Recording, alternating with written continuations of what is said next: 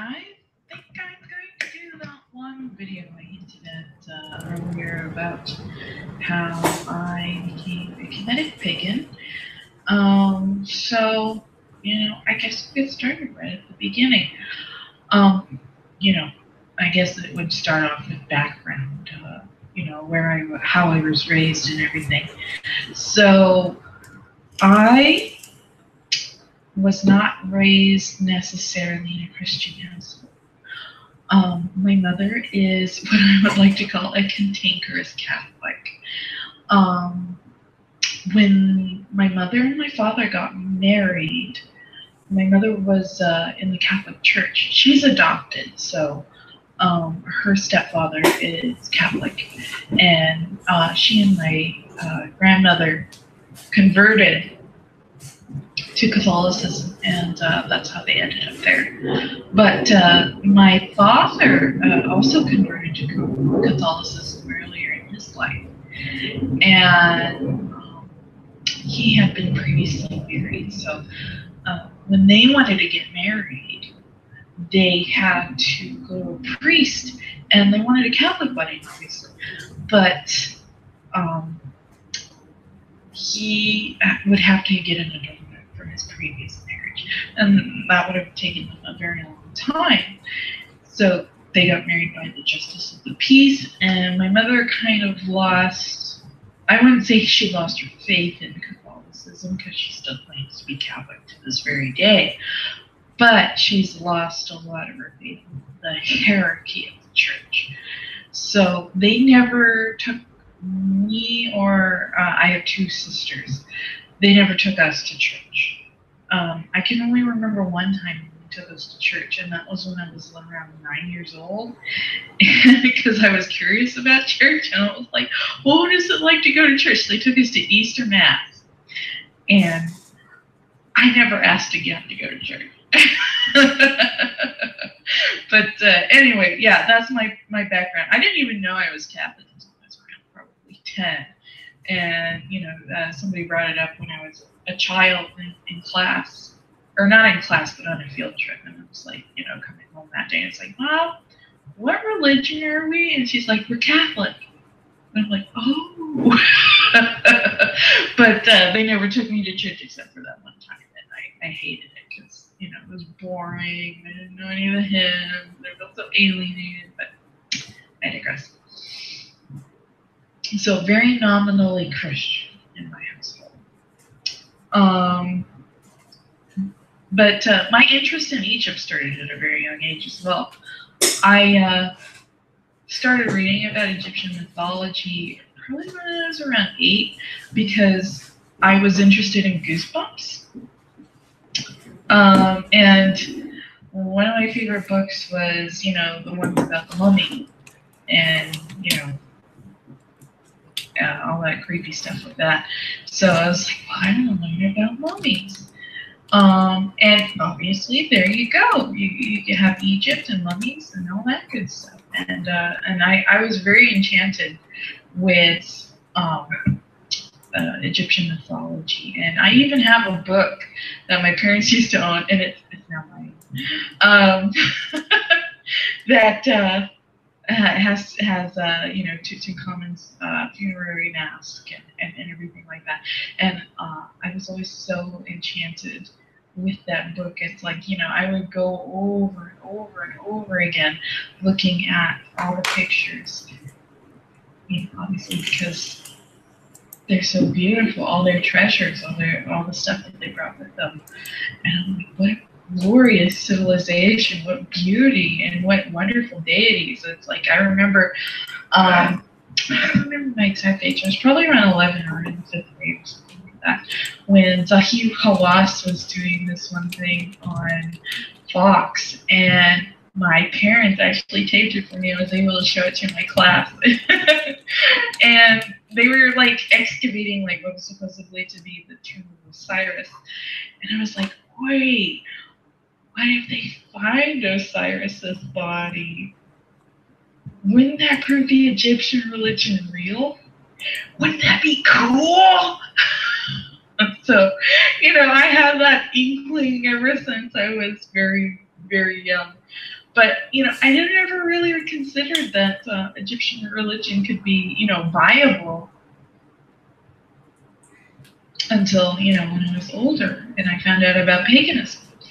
And so, you know, kind of going on from there, when I was very young, you know, I always considered myself Christian because, you know, and what else there was. I mean, I understood of Islam because I had classmates that were Muslim, and I understood Judaism, but you know, my parents were Christian, and that's what I knew. So I stayed with that until I was probably around 14, and this is a very integral moment because my sister had a teacher who was like in a reading comprehension class, and she lent her a book, and it was by Tim LaHaye and somebody else, and I forget who it was. But I imagine you all know who it was, or what book series it was. It was Left Behind series, you know, about the revelations and the Christian apocalypse and everything. So she read the book, or she started to read the book, and I didn't want to go through, you know, reading the book. I was curious about it, but I didn't want to go through all the work of reading the book. So I checked out the comic book version from the library. But we both came up with the same question. It's like, you know, you have in this book series, we only read the first one, but you have in the first book, you know, Jews, Muslims, and all this, you know, all these other Hindus and all these other, you know, religious you know, differences between these. And what happens with them when, you know, you have the Christian rapture going on? And, you know, we both hated to admit it, but we realized it's like, you know, in Christianity, if you're not Christian, and this is what we didn't understand until we were this old, if you're not Christian, you go to hell. And at that point, you know, we're like, what just a loving God would send someone to hell for a mistake? You know, essentially, you know, people are often raised in a religious tradition, and don't change your religious beliefs during their lifetime. So, you know, a lot of it's, you know, due to chance. You know, I was born in a Catholic household. Someone else might be born in a Hindu household. You know, who's right? And should they be at fault for, you know, being born in the wrong religious tradition? We both found that very wrong. And at that point, I completely gave up Christianity. I became agnostic. I didn't even know the word until I was probably around 15. A friend told me, it's like, well, I'm agnostic. You know, I don't really know, you know, which tradition is true, or, you know, but he said, he did believe in a deity, but he didn't know which one was true. And I'm like, that's me. So I stayed agnostic until probably 14, up until I got into college. And freshman year of college, I was just, you know, browsing on YouTube, and I found out about, what was it called? I don't remember. The Blasphemy Challenge, and I forget the group who was doing it, but they were atheists. And I'm trying to remember who's gonna kill me. But yeah, the blasphemy challenge was to deny the Holy Spirit, you know, which is part of the Christian triad, you know, Son, Father, Holy Ghost, or Holy Spirit, because apparently that was like unforgivable sin. You'll never be able to go to heaven if you deny the Holy Ghost.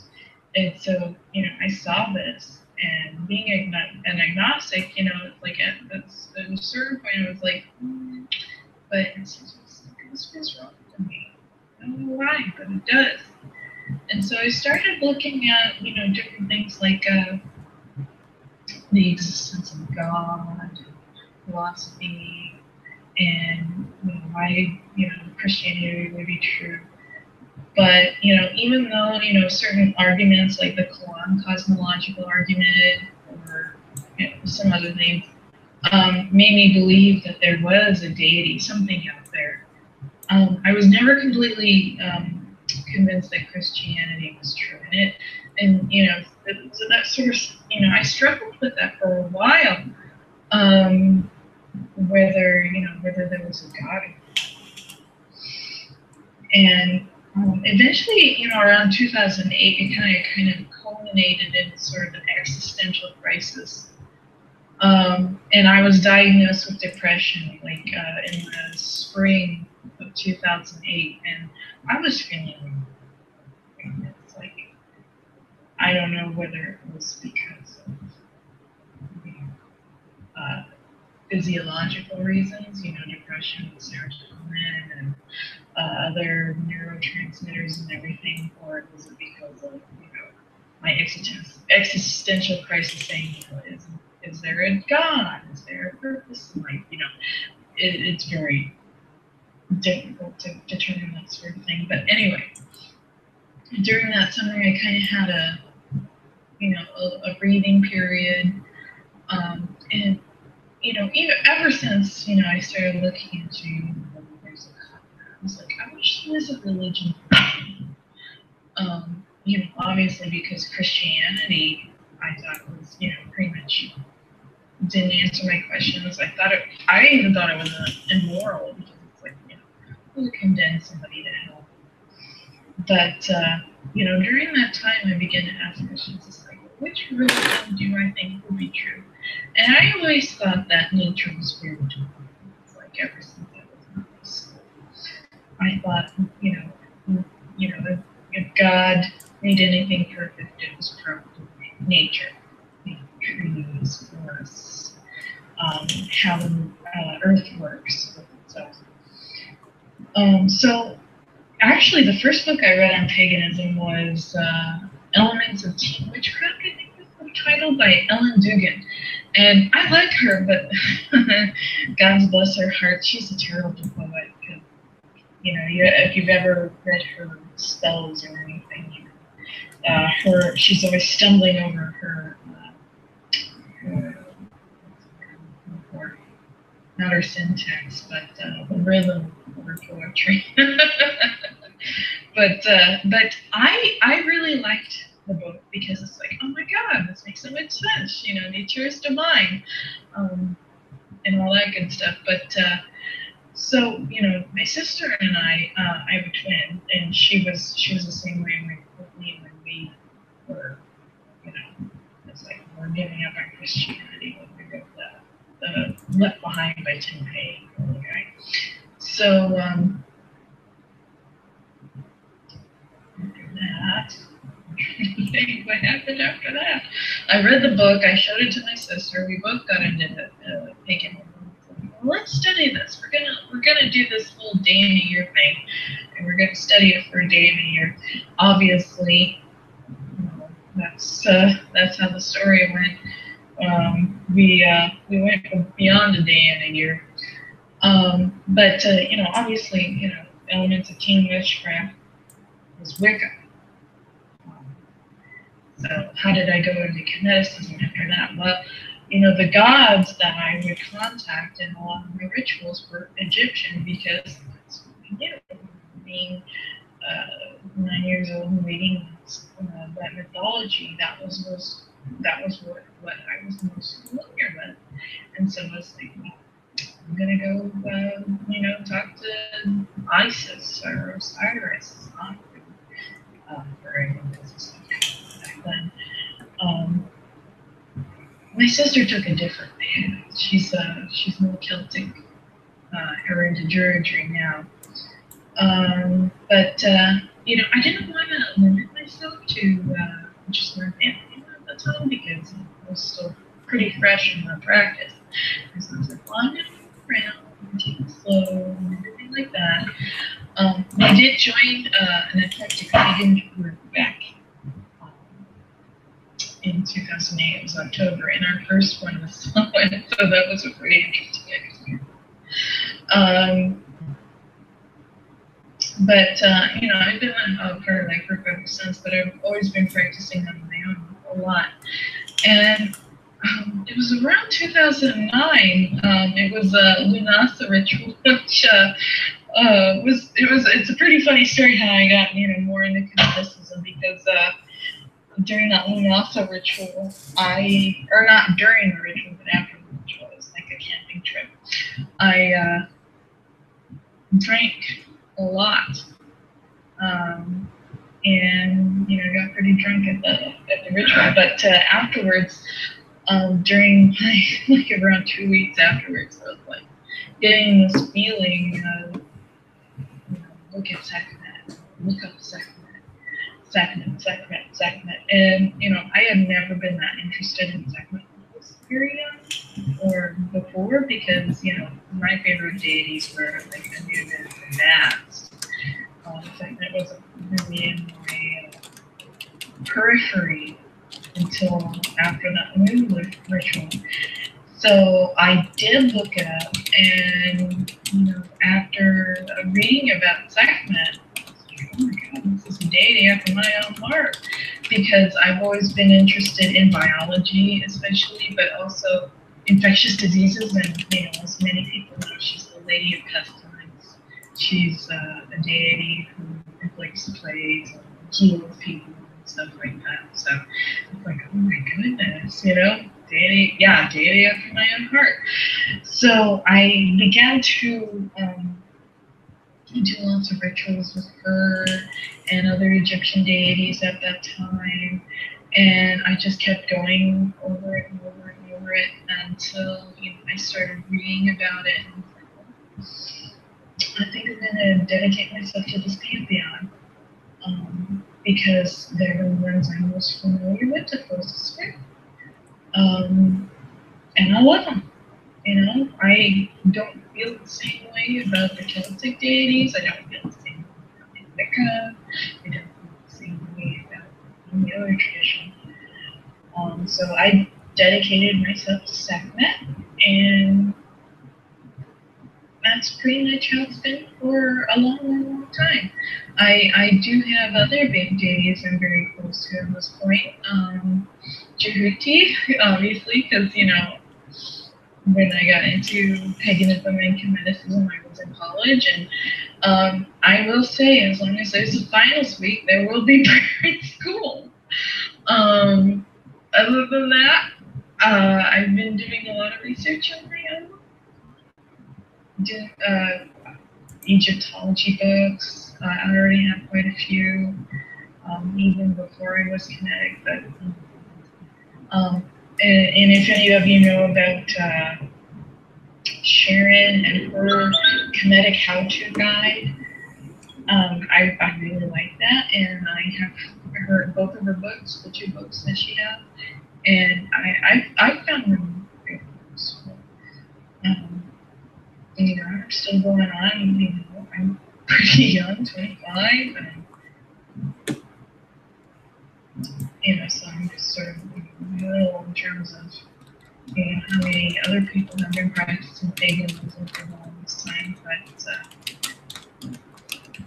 that's pretty much my story. So if you want to share, or if you want to talk about how, or well, how you came or to paganism or anything, I'm pretty good about it. I love talking about these sorts of things. Like, how did you come to it? I like those sorts of stories. So it was great. It was great talking about it, and I hope you enjoyed this video. Thank you, and to note, bye.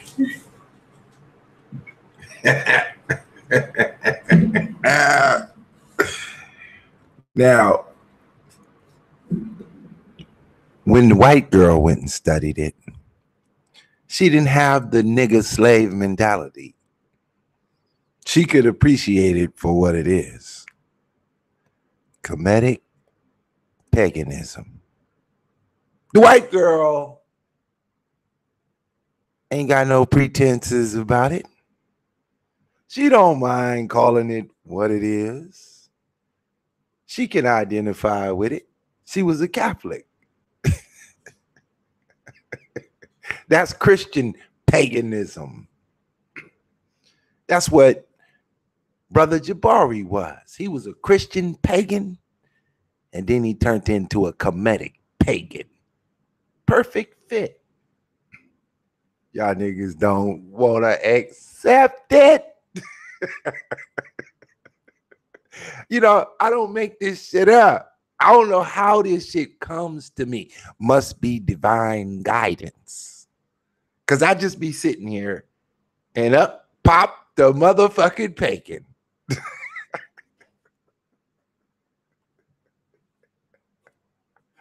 What you gonna do? What you gonna do when the white girl comes for you? What you gonna do when the white folks start celebrating Kemetic paganism? Walking around with the eye of Ra, getting down with Osiris, rocking the beat with Amun Ra. What you gonna do? Y'all niggas act like I just made this shit up. Like Pitbull just hating on us. Motherfucker, just be honest. Be honest. All you gotta do is be honest. You into paganism.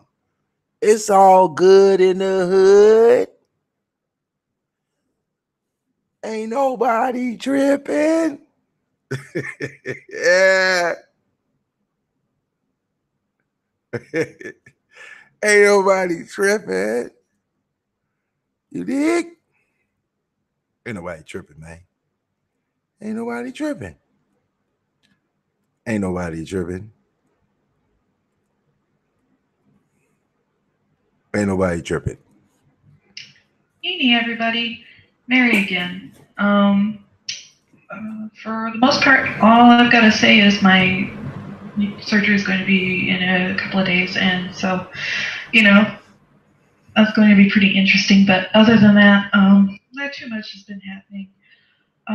But I did want to talk about something, and something that I've noticed, and I'm not quite sure if maybe some other Kemetics have noticed the same sort of thing. And what I'd like, the best word I can think of it is a marginalization, but I'm not sure if that's the right word. More like a people, I wouldn't say ignoring, but kind of like people leaving us out, or leaving Egyptian deities out of the whole paganism phenomenon. And I'm wondering if anybody's noticed that as well as I have.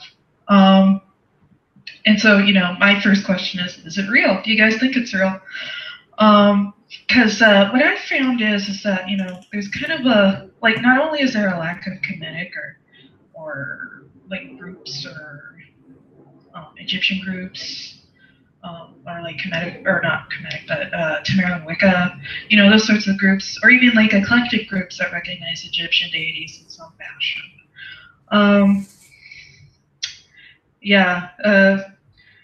The Wiccan and eclectic groups that I've known or I've met in my area have, mostly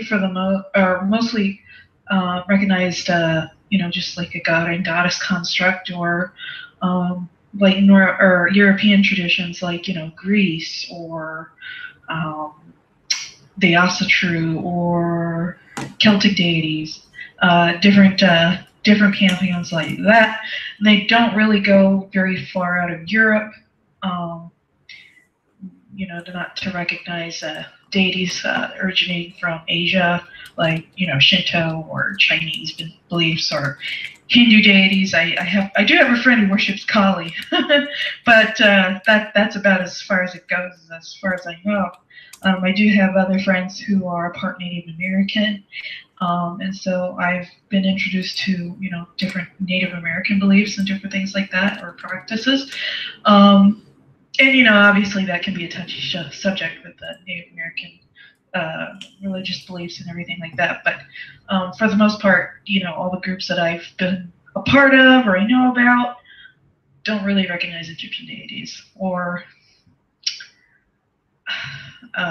I don't want to say that they ignore them, you know?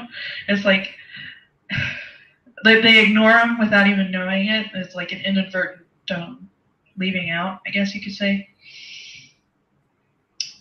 But yeah, and another thing I've noticed a lot of the time is like, you know, when you look at some like Wiccan or eclectic texts, like books and whatnot, like I go to Barnes and Noble all the time. I love Barnes and Noble.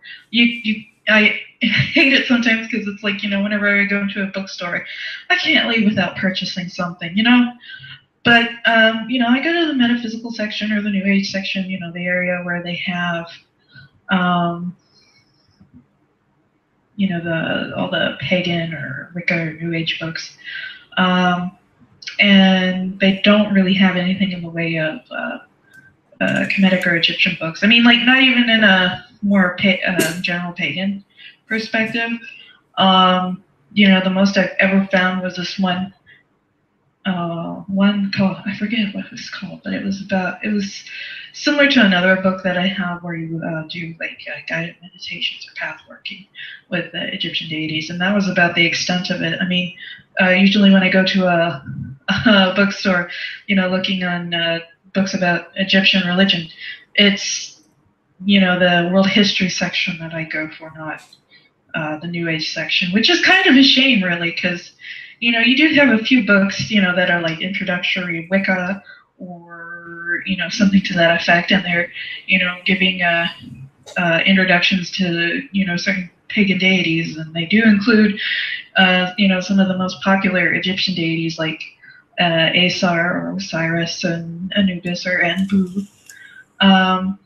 But, you know, that's about as far as it goes. And there's a lot of worship towards Isis, I think. But, you know, when you get kind of beyond, you know, some of those basic, you know, really recognizable Egyptian deities, I think that's about as far as it goes.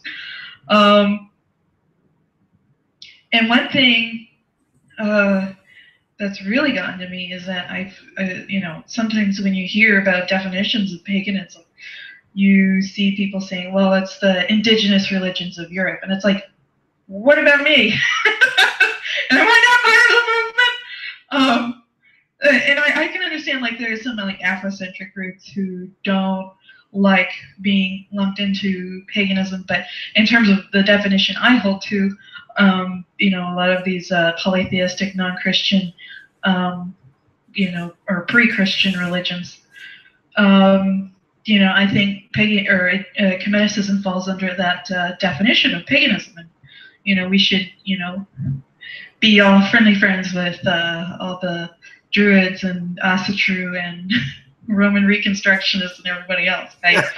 You know, I have a great appreciation for other people's pantheons, and you know, so sometimes, you know, when you hear that some people on Witchvox are talking smack about Egyptian deities. I haven't found the articles, unfortunately, but I want to find them. It's like, why would you speak negatively about Kemetic deities? I've never done something like that towards the Celtic deities or the Norse deities. You know, it's just kind of, you know, blows my mind that people do that, because, you know, it's like, I don't talk smack about your gods. Why do you talk about smack about mine? You know. So, you know, I thought about, you know, some of the reasons that why this might be the case, you know, why marginalization or, you know, general ignorance, or just kind of like you forget about the Egyptian deities. And, you know, one big reason I think is just the lack of practitioners. You know, I don't think there are very many Kemetics, especially compared to, say, Druids or, you know, the Asatru or you know, Wiccans even. You know, you probably have a very large population of Wiccans and general pagans or eclectic pagans. But, you know, when you start getting down into Reconstructionism, you know, you're getting into a smaller subset. And, you know, a lot of those Reconstructionists are, you know, Northern European, Celt, Norse. And then you get into smaller groups like Romans and Hellenismos, or, you know, Greek Reconstruction. And then, you know, you have us who are Kemetic. Reconstructionists. So that, we're a subset of a subset. White girl So, killing it. then I can see why, there's a general, kind of, well, not eschewing, but, or shunning, but, it's like, oh, wait, oh, yeah, we forgot about you guys. And I think another thing is that there's a lot of more interest in European traditions, and, it is what it is. Most people who are getting into paganism are probably white, and that isn't to say that there aren't pagans of color or anything, but I think the vast majority of pagans are white because of different cultural issues, especially like with blacks or African Americans and Christianity. It's like they have this very tight knit idea of Christianity, and so you have some people of color who are reticent to leave Christianity because of what maybe their families think. They're so close knit.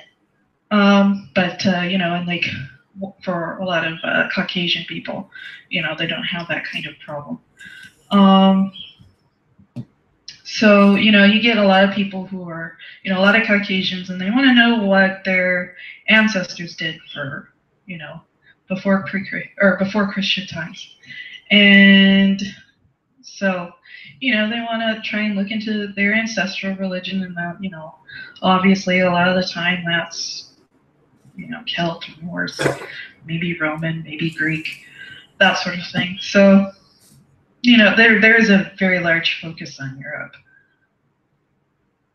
but for what Kemetics can do, I think and there's been efforts towards this, as banding together, reaching out on the internet, creating groups like you got the Following the Sun forum. You do have the House of Nature, but I'm not a part of that for certain philosophical reasons.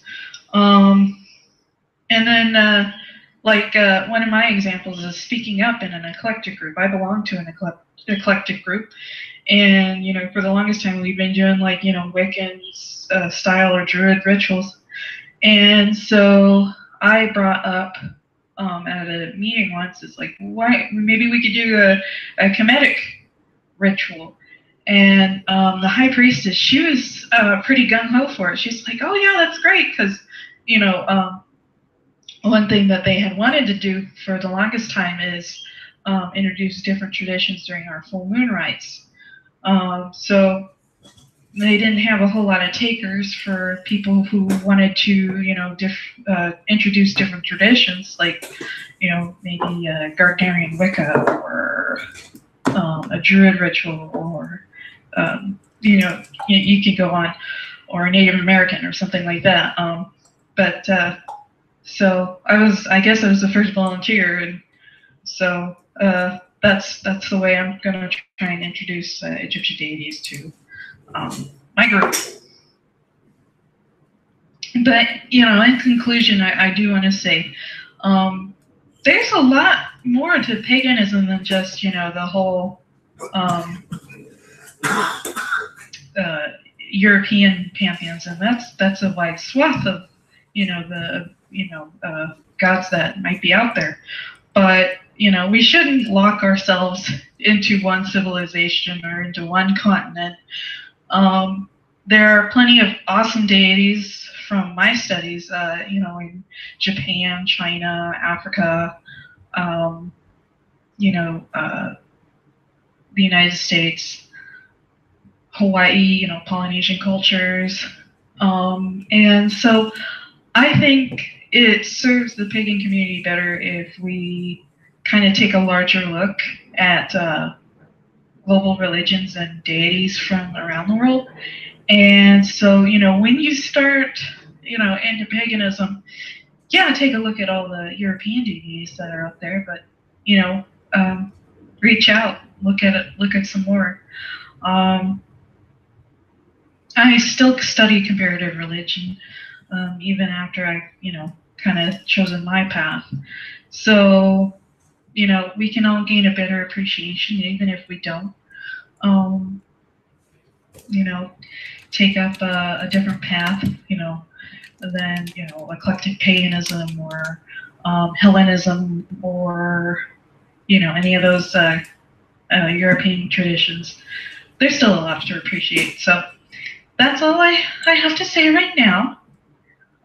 Hopefully, I'll see you next week, and I'll have recovered enough from my surgery to make another video. So if you have any suggestions or anything about what you'd like for me to talk about, then I am all ears, because I love discussions, and I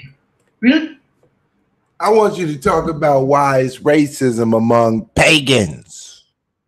Why the black pagans don't want to hang around with the white pagans, and the white pagans don't want to study no African nigger paganism. White folks is cold, boy. They wouldn't give a fuck if it was paganism. They not fucking with you niggas. This white girl dropping is so real. I ain't gonna never take this video down. Ever. Ever. I ain't even gonna talk no more. I'm only gonna let this white girl speak. That's it. She dropping the motherfucking real in this motherfucker on you black ass pagans. Scared to kick that real. Scared to kick that motherfucking real. She got you niggas on lock, niggas. She's a Kemetic pagan. Practicing the rituals. She realizes that the Druids, the Polynesians, the Asians, Africans, the Indian culture in America, them Aboriginal pagans, you niggas is pagans. Pagans. Hello, pagan. What are you doing today, pagan? My pagan friends. How are my pagans? It's over for you niggas. Y'all should have never let me found the white pagan Kemetic representing. She got the same shit. Exodus didn't happen. She got the same fight. God damn, y'all fucked up. Y'all fucked up. You motherfuckers fucked up. You didn't let me find the pagan. Hey everyone, Mary here again. I don't think it's been as long. No. But I'm just winging it. I'm not like, I'm not made any plans about this video or anything. It's just sort of a revisit from that one video I did about Kemeticism and racism. And namely, because a few weeks ago, I actually, I mentioned in the previous video that, the only way for me to know about my actual ethnicity was to do a DNA test. Well, Ancestry.com offers a DNA test, Ancestry DNA or something like that. And I actually bought a test. You have to, you order it online, and they send you a vial, practically, or pretty much, and you spit in it, and from there they can gain all the DNA that the sample of DNA that was in your spit, and from there determine what your ethnicity is. So that's pretty much what I did. I did something similar before, interestingly enough. But it wasn't for ethnicity or anything. It was for the University of Washington's twin registry, because I have a twin. I have an identical twin sister. So they found out that I was a twin through my driver's license. And so I've been participating in that a little bit. I'm a big believer in science. So, they asked us, my sister and I, to send in a DNA sample so they could compare our DNA, see if we were identical or not and whatnot. And that's what we did. and it was similar in terms of sending in a DNA sample, spit in a cup and mail it off. It's pretty much the same thing with the Ancestry DNA. And it's very interesting because, you know, after a few weeks, I got my test results back, which was very exciting because, you know, like I said before in my other video, I'm not really sure about my ancestry. My mom is actually adopted. Her birth records are sealed. We don't know anything about her side of the family.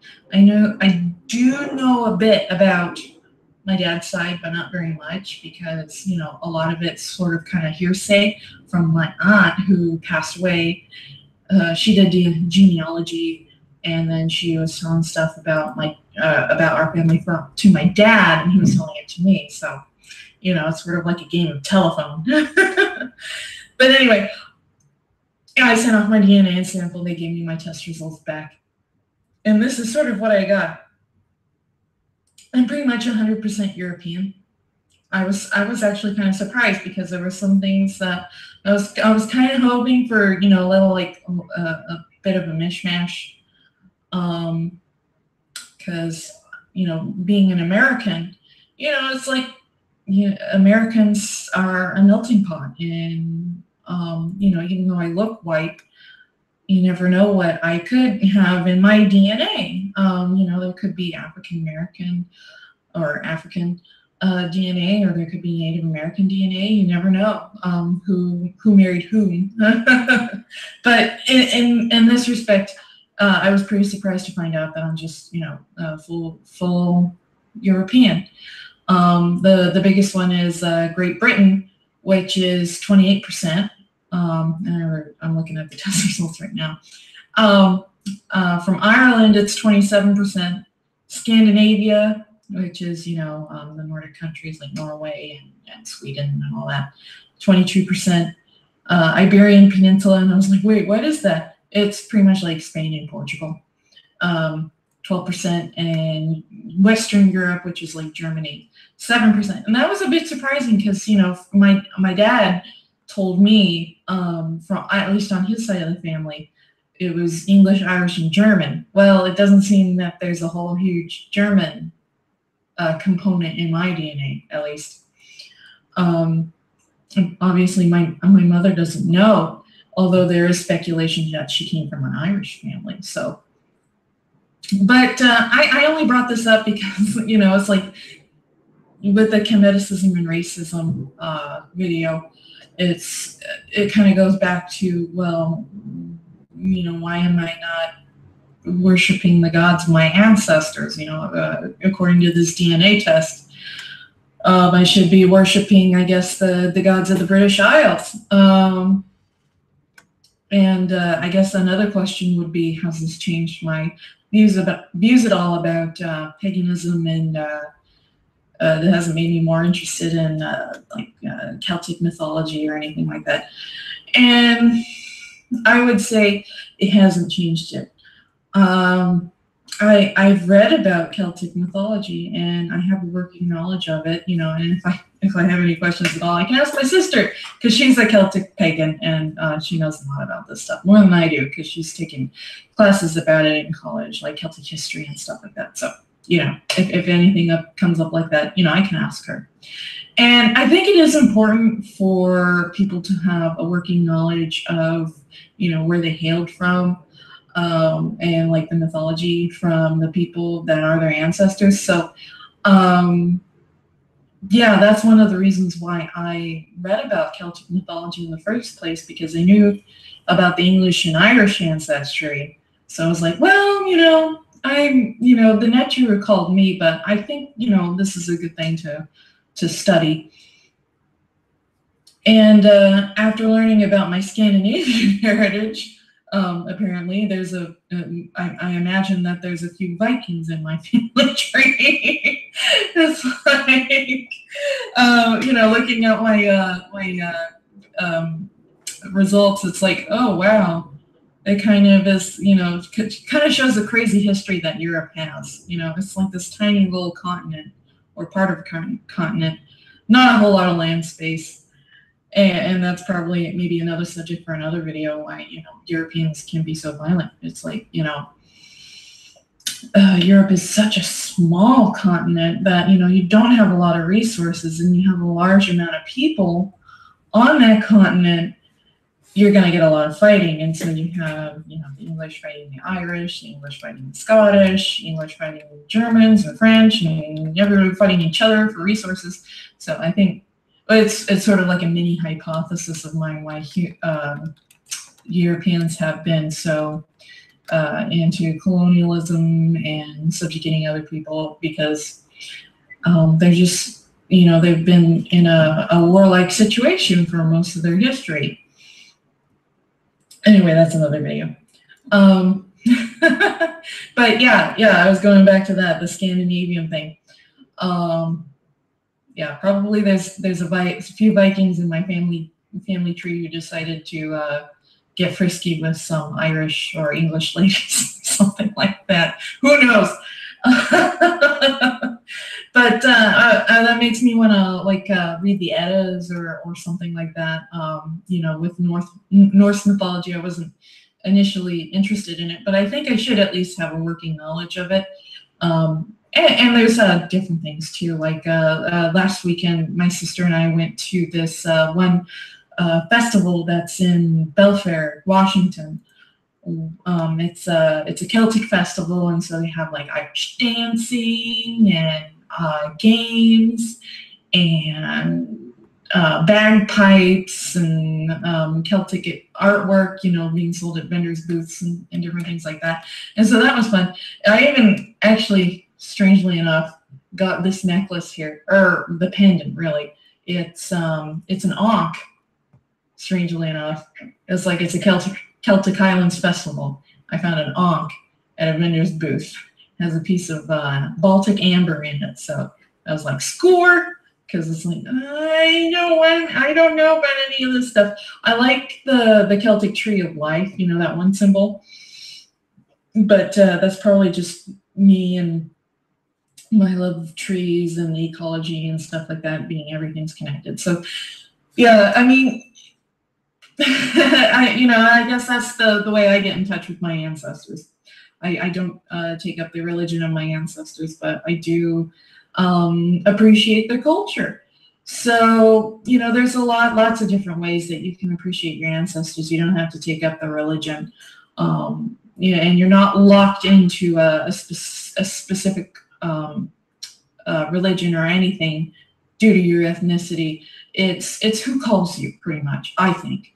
My sister and I were talking about it a little earlier, and she's like, well, I would totally welcome a black guy into Celtic religion. It's like, well, maybe he's a British guy or, something like that. And he just loves the land. That's pretty much what Druids are about, loving the land.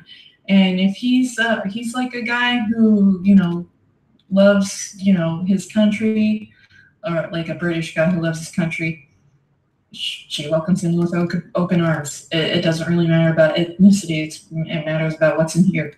So I guess that's just a small update and just a small discussion about, ethnicity and this Roman paganism, which is little to none really for me.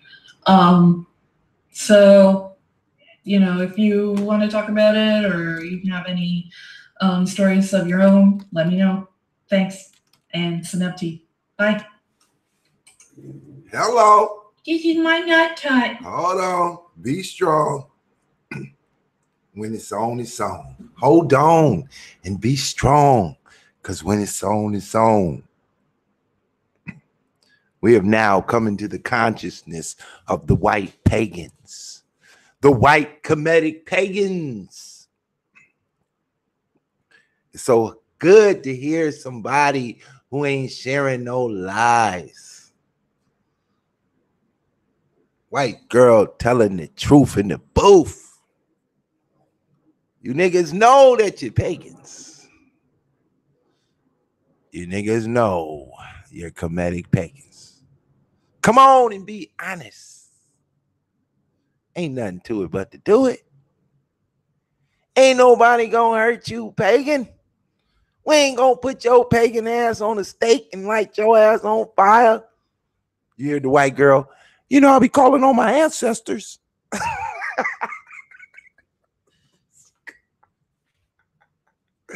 She got the same lingo.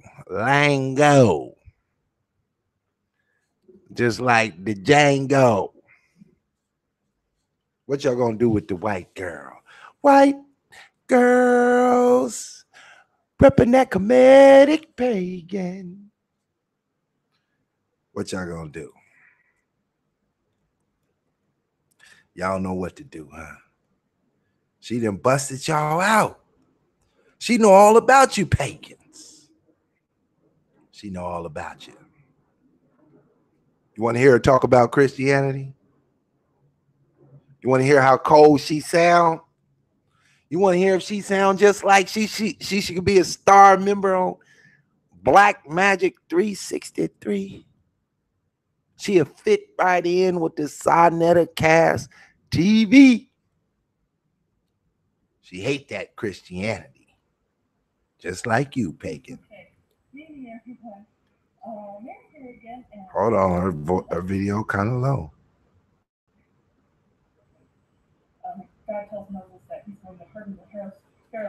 Oh, that video too low. We'll be struggling. Y'all got lucky. Y'all know what it do. When the white girl figured out that paganism, Kemetic paganism, ain't just for some reconstructed Negroes in New York City. Anybody that wants to worship the ancestor. Integration paganism. Y'all niggas done fucked up. She got a whole bunch of videos.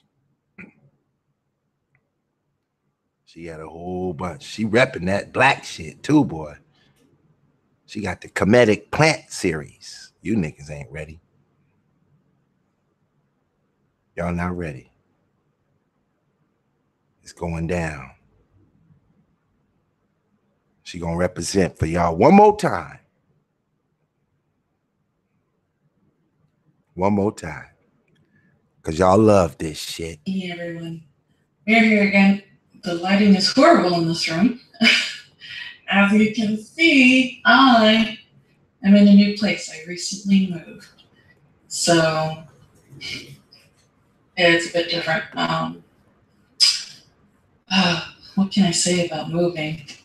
I'm sure, most of you have experienced that sort of thing, so you can obviously relate. It's like moving a bunch of boxes, packing everything in them, taking everything out in the new place, and trying to figure out where everything should go. And then, waiting for internet, getting your new internet service. It's been kind of hectic, I can tell you that much, but we're starting to get settled in. So that's been good. And my cats are doing good. They used to be super scared, but now they're getting back to their own selves. But other than that, I guess my thoughts on the matter, especially in terms of magical or the pagan, or pagans moving, I have a lot of stuff, like magical stuff, and you might notice, I don't know, the picture's quality's not good, but there are some pagan titles, behind me. There's some, where's it? This is Celtic stuff that my sister has. And this side is more Egyptian, and there's some Egyptian stuff down here too. Or this is a shelf of all the historical stuff. So moving into a new place is really interesting because, for a lot of people, what they like to do is try to get rid of the old energies of the old owners or anything that might be malicious still residing in the area. And that's what we did. My sister, a friend of my fiance's, and my friend too, I met him through my fiance. And I all did a ritual together, and it was really fun because he's Wiccan. or my sister Stephanie, is Celtic Pagan, and I'm Kemetic. So what we did is my Wiccan friend, he's into a lot of ceremonial magic and stuff like that. So what he did is the lore banishing ritual of the pentagram. And I'm not real privy to high magic, but oh my gosh, the thing he did is really amazing, because you have to shout the Lord banishing ritual, and oh my gosh, was it powerful? It's like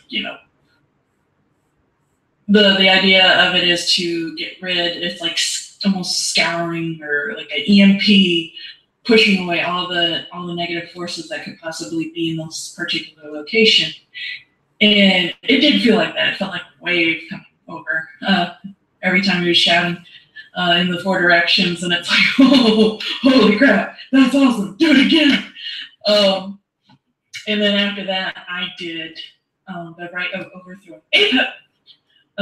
So, it's like naming all the force of every evil thing, every evil deed, every evil thought, that sort of thing. And, focusing that into like a wax figure of a snake representing Apep, and destroying that. I've used it quite a few times before, and I find it to be very effective myself. So it's like he did this huge, like, almost EMP washing away of everything, and my bit was, and don't come back. And then we did like a house blessing, where we were trying to bring in negative, or not negative, but positive energy, like love and prosperity and different things like that. And so we used some Irish blessings and stuff that are my sister's alley. So it was pretty eclectic in that respect, but it had a good flow. And I'm not against multiculturalism, so bringing that all in together and making it work is a lot of fun, and it just kind of brings everything together and makes everything universal. Everything's connected. Humanity, regardless of culture, has similar values, and we need to unite under those values. There's a Samhain ritual that my sister and I wrote a long while ago, and we still use it. And it's Kemetic and Celtic, and it has such a beautiful flow to it. It's like, no matter who you are or where you come from, we love our ancestors, and we do our best to honor them. That's pretty much the gist of that particular ritual. And I think we brought that spirit into the house and the house blessing. So that was a lot of fun. Other than that, it's just, issues of logistics, trying to get everything situated. I've got my pagan books, mostly all put away in this bookshelf behind me. My magical stuff is in a dresser, and my altar's on top of it. And the only problem is that I have no place to store most of the statues, because I have a large statue collection of Kemetic deities. And, I can't put them in the dresser because the dresser's full, and I'd like them to be on display. There are some folks who, close up their shrine in a cabinet or something, and I like those. Those are real pretty. But a lot of the time, I like, when I was, living in the last place, I liked having them out, and I liked having them not closed off in a shrine or a car shrine, something like that. How some people either keep them covered or in a cabinet, closed doors, everything like that. I liked having them within sight and of myself, and me being able to see them, and in a sense, them being able to see me, because I don't know, it kind of just shows that they're not shut off from my life. The nature that they're a welcome member of my household and my family. So I don't know. I might get a cabinet. Not sure. But if I can get like maybe another bookshelf or something, that would work great too. But yeah, that's the stuff that I've encountered moving into a new place and, being a pagan.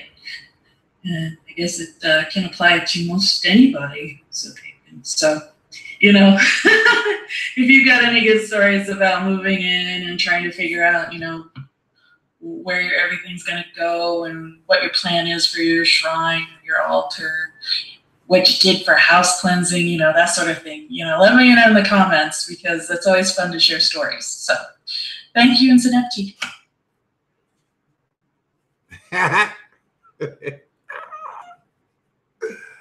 Y'all motherfuckers is pagans. Hello, pagan. Welcome to the day of resurrection and reconstruction.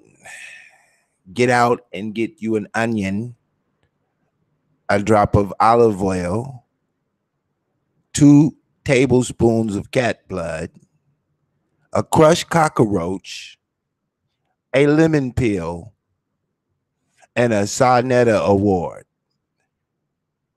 Throw it all in the bathtub and jump in it. Worship your ancestors.